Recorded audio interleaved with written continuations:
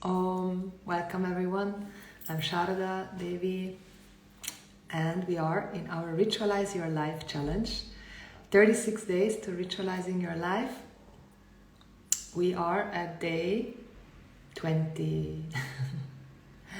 So welcome. Let's take a moment to invoke the blessing of Ganesha, the remover of all obstacles, and Saraswati Devi, the goddess of knowledge.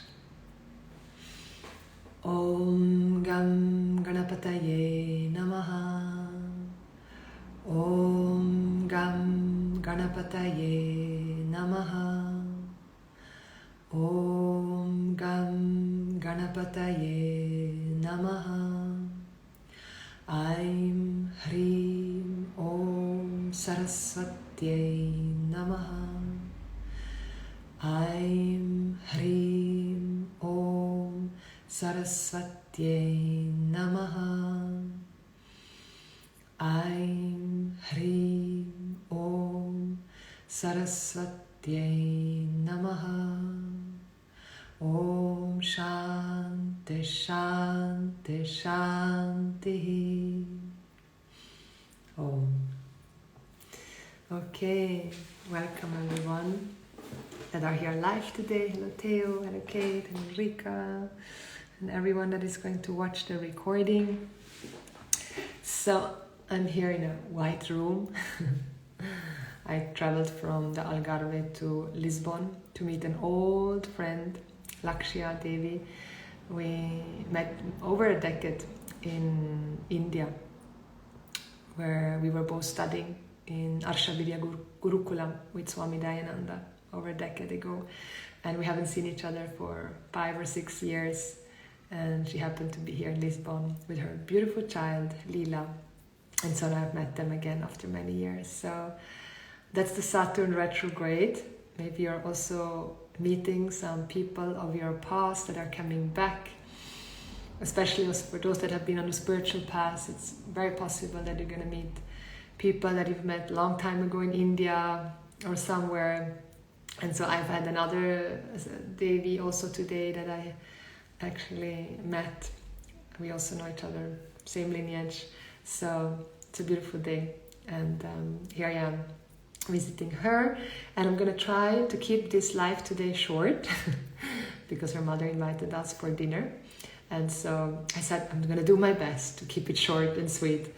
But it's a difficult one because today is dedicated to the mind. And the mind, well, as we know, an infinite mystery, yet let's see what comes. So hello Mora, hola Amrita, hello Faye. Hola, gracias por estos rituales tan llenos de gracia, con mucho, mucho, mucho amor. Yes, the rituals, what a grace we get to ritualize our life. And yeah, for me also, like going over this again and creating that imprint or deeper imprint, and also seeing how it blesses me so much that we're doing this together, this challenge. It's really landing on another level, and we get to repeat these samskaras, these healthy impressions again and again and again to root out all the unhealthy old patterns that are not serving us any longer. And so in the mind, which we call the manas or the antakarana, the inner instrument, there are many impressions. Basically all our samskaras, all our impressions are a result of the repetition of an action.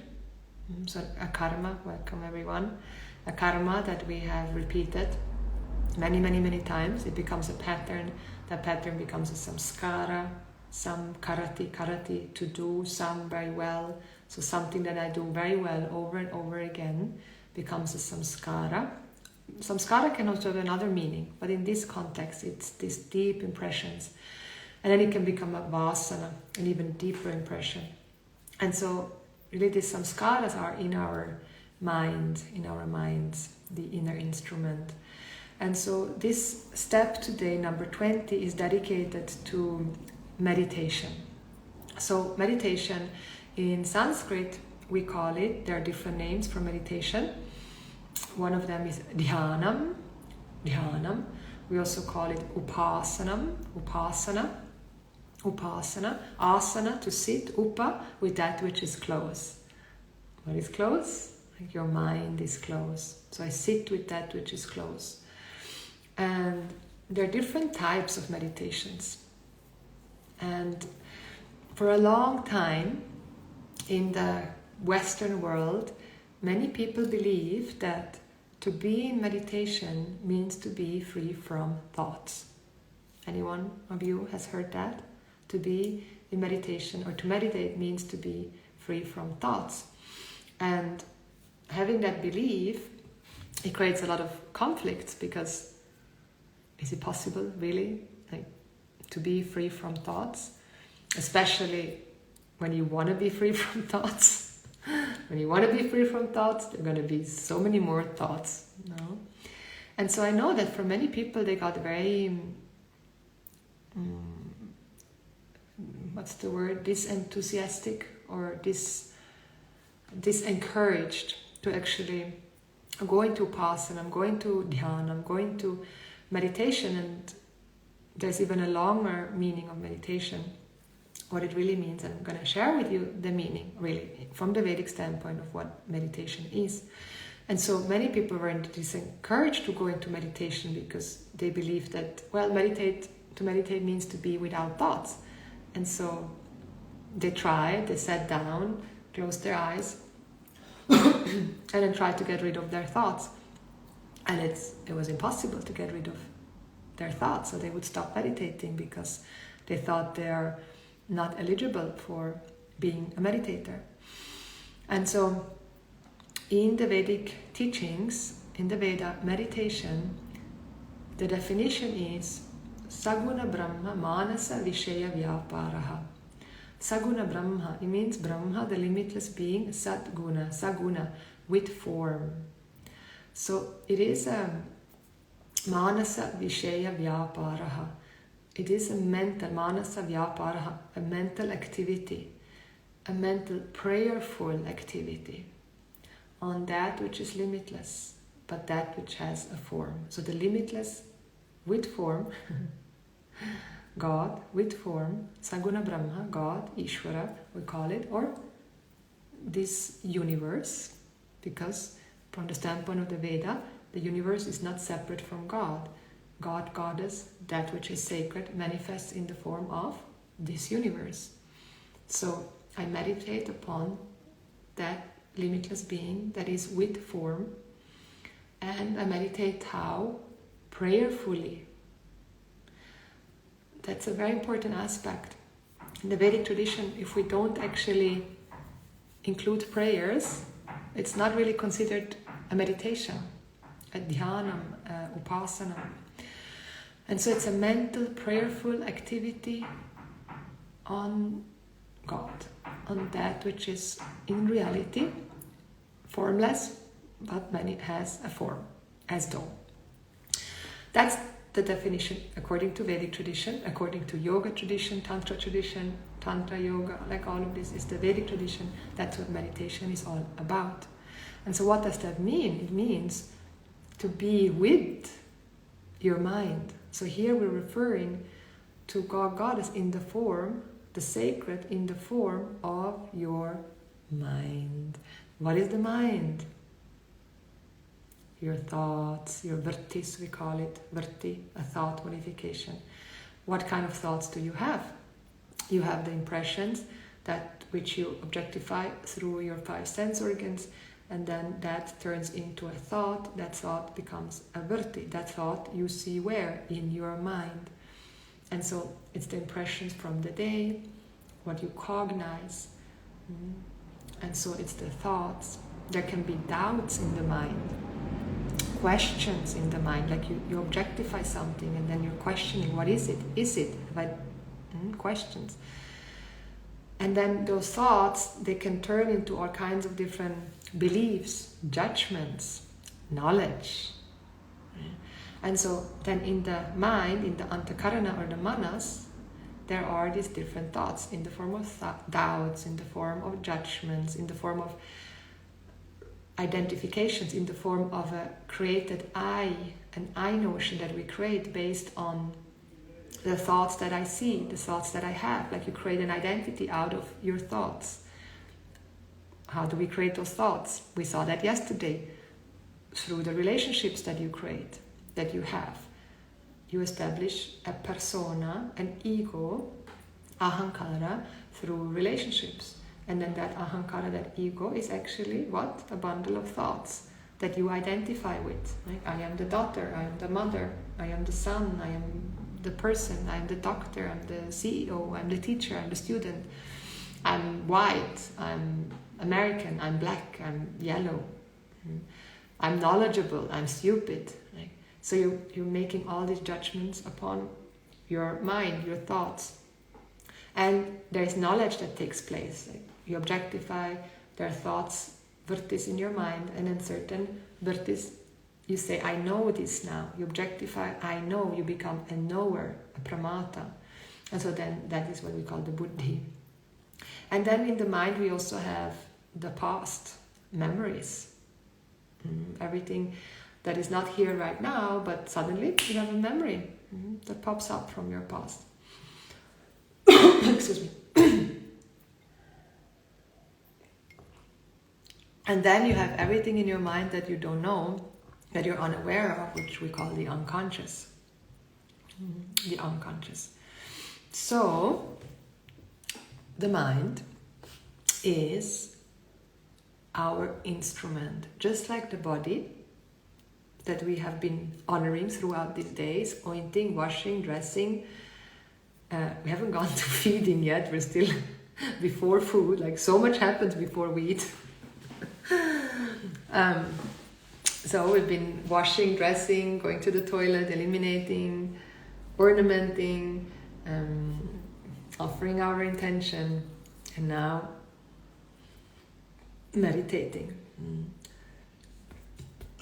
There's some air, maybe some release.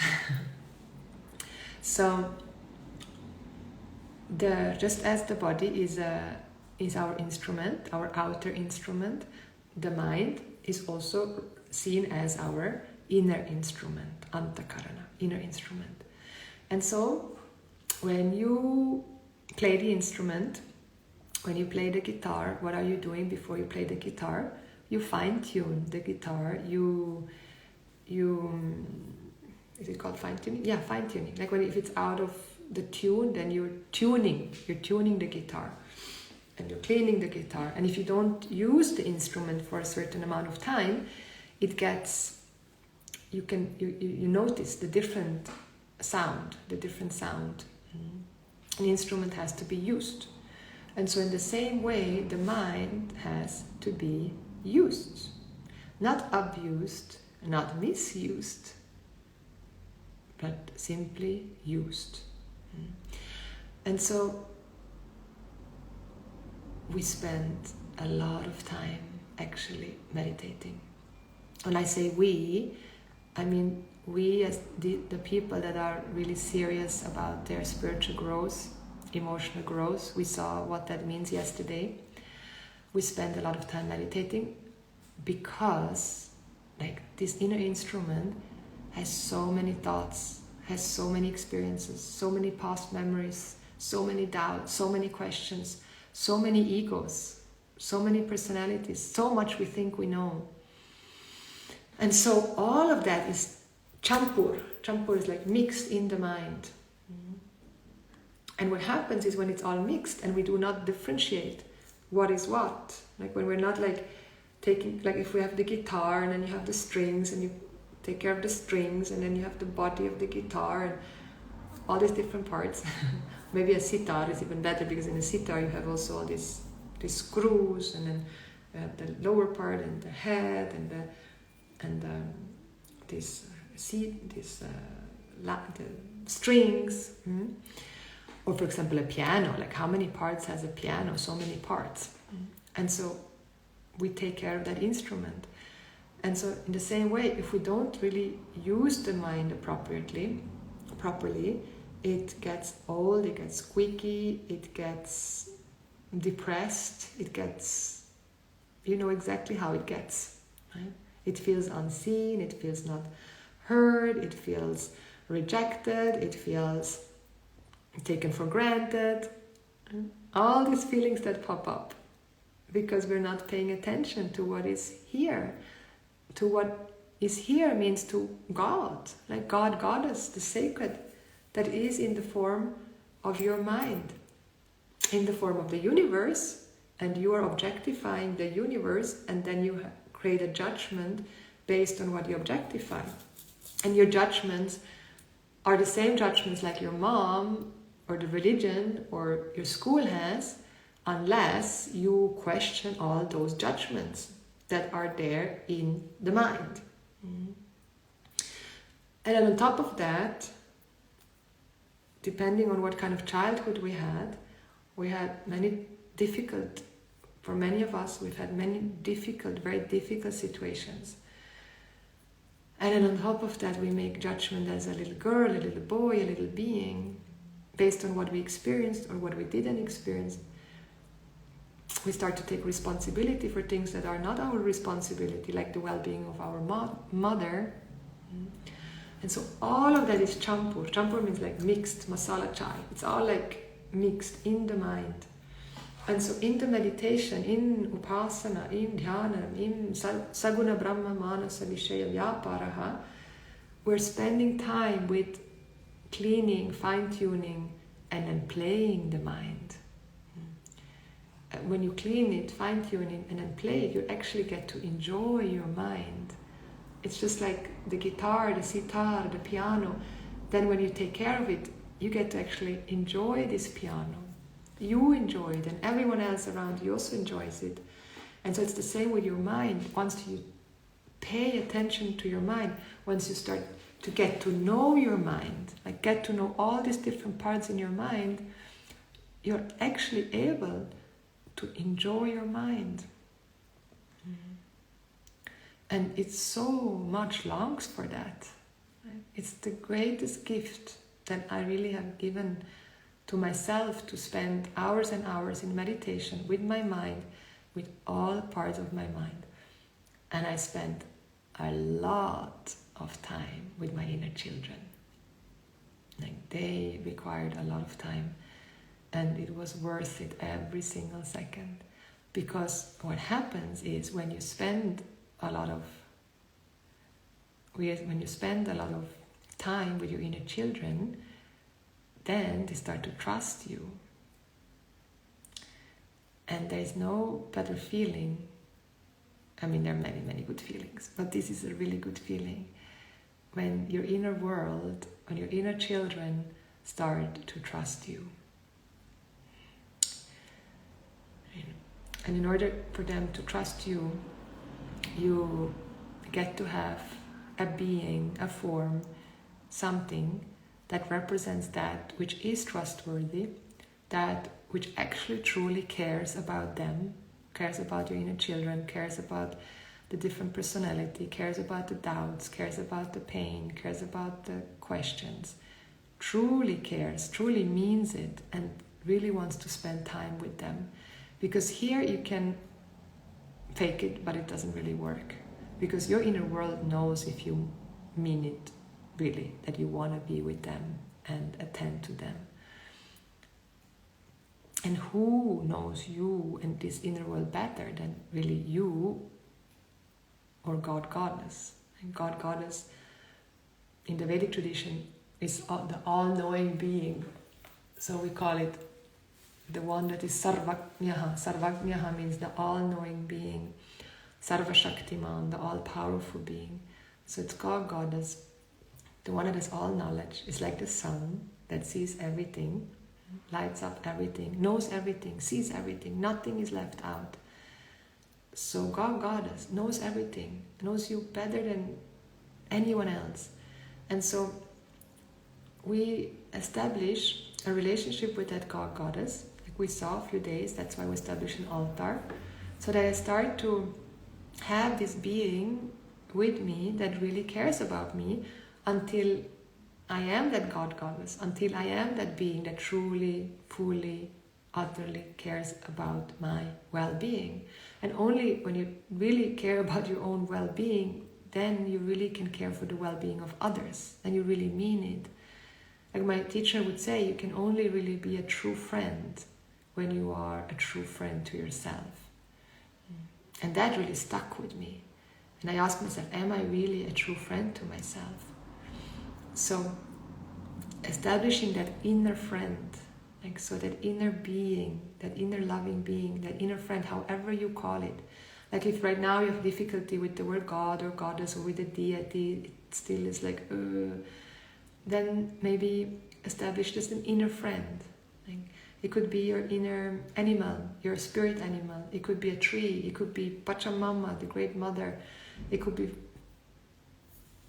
the sun, the moon, like a being that is non-threatening to you, a being that you feel trust. It could also be your plant. It could literally be your plant. Some beings, they have very strong connection with plants. That plants are so sensitive. And so this sensitivity then is represented in a plant. And then maybe you feel safe with a plant by imagining a plant. Or maybe it's the ocean, like the mother ocean, Oshun, Yemanja. Like if the Vedic gods and goddesses don't resonate with you, it doesn't have to be Vedic gods and goddesses. It can be any form, any name that invites that being that truly cares about you, and or simply the inner friend. Like for me, it was so long also, like the inner friend, like the true inner friend. And then what you do is you really ask yourself, what are the qualities of a real friend? Right? So that will be your sacred task.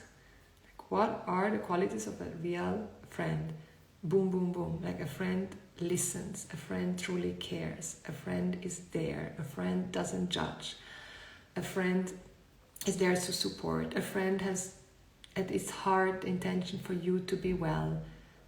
We all know what the qualities of a friend are. So then you place all these qualities onto that inner friend. And you can have a symbol that represents that inner friend, or simply it's just the inner friend. Or you call it Durga, or Saraswati, or Rama, or Oshun, that has these qualities. Is compassionate, is kind, is simply kind. Dalai Lama would say, my religion is kindness. And so that inner friend is crucial to establish, so that then I can go into the adventure of my mind. And it's the most beautiful adventure. You don't need to go anywhere. Everything happens in your mind. My teacher, Swamiji, he would call it, it's a groovy movie. Like my mind is a groovy movie, and every possible movie is happening in my mind. And I'm simply enjoying my movie, my own mind, and I make sure I keep the popcorn going. We would laugh so loud because it's such a good imaginary image. Like you're in the cinema and it's like this movie's going on. It's like thunder and sharks and forests are burning and tsunami and heartbreak, and you're like fully in the story and you're crying and you're scared and you're like eating popcorn, like, and then suddenly it's like so intense where you're like, right?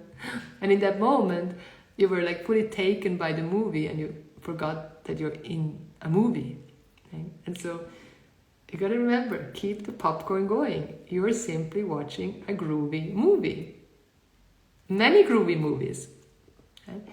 And then you start to get to know all these movies, and you start to get to know all the characters on the movie, in the movie, on the stage, right? And you start to establish a relationship with each character on the stage. So you don't have to be longing to get to know Angelina Jolie, and what if I would know Brad Pitt, and what if I would know Uhtred. Like Uhtred is super cute in Glass Kingdom. Kind of had a crush on him. Right? And then you start to fantasize with this character from Netflix. But then you can do that with your own characters of your own groovy movie. And there's so many groovy movies happening. And you get to know all of them. And then you help them to play their role to the best of their ability. Yeah. And we got to remember that all of them are playing a role, but there is one main role, and that's the role of the devotee, the one that is in devotion to God, Goddess, knowing that this is my stage, your life is my stage, all the relationship, it's a stage, it's a setup. And if I take it too real, if I take it to be too real, I make it more real than what it is, and I project my happiness and my security and my wholeness and my love onto it, you will get upset. It's a setup. You will get upset. Yeah. It's meant to make you upset if you project your wholeness onto it. And we all have done that. I do it. I have done it. I'm doing it. So this is our constant, like, okay, I'm aware here. And so then we got to process like this inner world. And in order to be able to process the inner world, I need to have this inner friend, right, that is there for me no matter what. And the more you show up, like if you make it your ritual, if you make it your sadhana, your spiritual discipline, to show up for your mind every single day, and even if it's just 1 minute, you are establishing a relationship with your mind, with all these different parts. You start to get to know them. If you say you're going to do it, you have to do it. You must do it. You cannot say like, I'm going to do it and then not show up the next day. So if you say you're going to do it, then you do it. And then if you say I'm going to do it every day, and then one day you cannot show up, that's okay. But then you got to tell them, hey, later I said I would show up. I cannot show up because this is happening, but I make sure I will show up later. And then you gotta show up later, or I'm gonna show up tomorrow, and then you show up tomorrow. So you really have a true, real conversation with your mind, and you hold your word. Like my word is my, what's the saying? I forgot right now, but my word is something. So like in Vedic tradition, we have Satyam Brayat, and you speak the truth, and then you do what you're saying. That's called the value of Arjavam. You say something, you do it. Because if you don't, you break the code and you're out of integrity, and then you lose self-trust. So if you want to establish trust, you get to establish trust with yourself, and you do that by creating that inner friend that can be a god, goddess, or the tree, and then you show up for your mind. And we saw like the mind represents all these different parts. From my inner child, the word is gospel. Oh, thank you, Theo. The word is gospel. So, like my mind represents from the inner child, from the unconscious, from the past lives, all the way to everything I am, which I'm not, to everything I know and I don't know, to all my doubts and my fears and all my emotions. All of this is in the mind. My memory power, like wow. There's so much to say about the mind. But I said I'm going to keep this short, and I want to go with my dear, dear old friend Lakshya to be with her and enjoy her and her child and her mother. And then I have many, many amazing meditations where I take you through all these different parts of the mind. From the inner child, from the person that is there that we have created. And then, like, this is actually just the first step of meditation, or the first few steps. When we start to understand our mind, which means get to know ourselves, the relative self, and you start to establish that relationship, and they start to trust you, then you can actually continue with the upasanas, with the different type of meditation that the Vedic tradition gives us.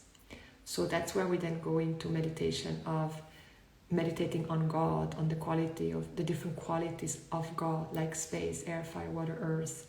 And we have these very specific imaginations, these specific visualizations that we do in order to be that which we want to be.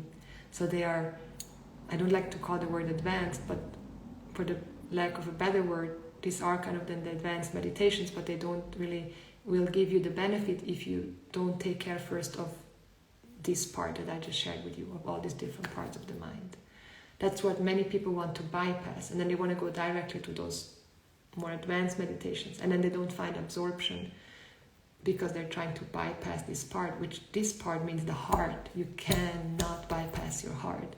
You cannot bypass your emotion and think that you can understand reality or be reality, which means the whole universe. Doesn't work. The Vedas are very clear about that. So, like your teacher knows you, and that's why also we reveal ourselves, and your teacher sees parts of you that you don't see yourself yet, because you haven't gone through the whole journey. And so then you also trust in the teaching, in the teacher. If they tell you, do this sadhana, you do this sadhana. Like that's the beauty also.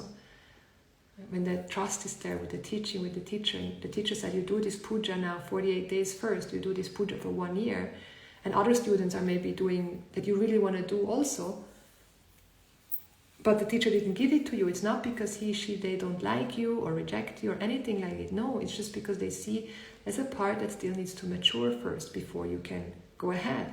And then it seems like that they are ahead, but they're never ahead, because they maybe do something that they're not doing something that you're already doing also, you know. So there's no one ahead, there's no one back really.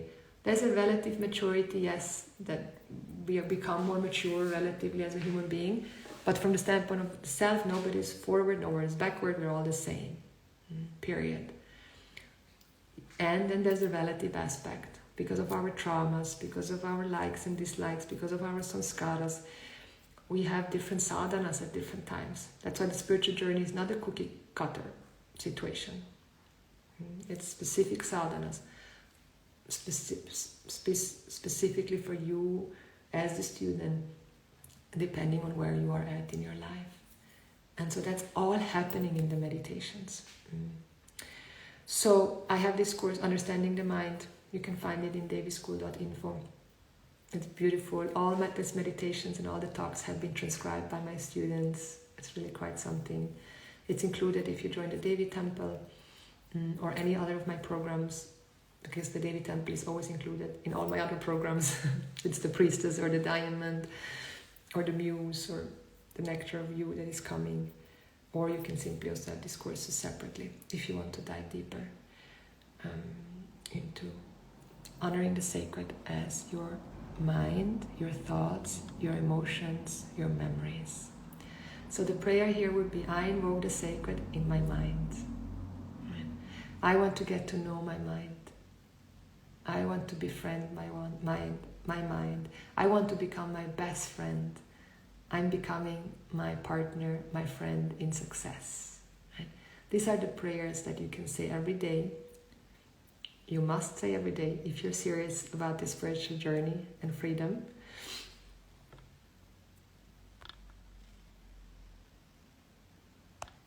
And the mantra for this is Om Madhumatyai Namaha. Om Madhumatyai Namaha. Madhu. I love the word Madhu. What is Madhu? Honey, sweetness. Okay? Mati means mind. Unto the mind that is sweet. The sweetness of the mind. Because that's the truth of your mind. Even if your mind is angry and depressed and raging and disappointed and all of it, that's not the truth of your mind. The truth of your mind is Madhu, is sweetness. Om Madhumatyai Namaha. Om Madhumatyai Namaha. So the dha has an S for it, da da da. And then the Madhumat on the takara, you stay a little bit longer. Om Madhumatyai Namaha. And Namaha onto Namaha, untying the knots from the heart, inviting the sacred into your heart. Namaha. Om Madhumatyai Namaha. That's the mantra. Chant it as many times as you can to gain nishtha in it. And it's the time for meditation, inner child, relationship meditation. Ooh, I have so many good relationship meditations, all part in that Understanding the Mind, guided meditation course, reimagination meditation, visualizations, expansion meditation, japa, all of that goes into the topic of the meditation. And so this all you go gradually, step by step. Sometimes you do this child and then you go into imagination and you're honoring whatever your mind needs at that moment of the day. And so this is the initiation of today. We're gonna stop here. Ooh. Thank you so much. It was a quick and deep one, and I look forward to being with you tomorrow. And this is very, very important. So tomorrow I go to a ceremony, and that ceremony is in the evening. So the time of the live tomorrow will change. And it will be at 2 p.m. Central European summertime. So check out what time that is for you. 2 p.m. for you who are in Sweden and Germany and Switzerland, Italy. For me who is in Portugal, it's 1 p.m. and Bali, it's 6 or 7 hours later. Or if you're back, if you're in America. So check out 2 p.m. tomorrow, because I'm going to a beautiful ceremony tomorrow night with my dear sister Lakshya and some other Devis. So thank you so much. And I'm going to also make a post about that as a little reminder. And if we wake up, see you tomorrow at 2 p.m.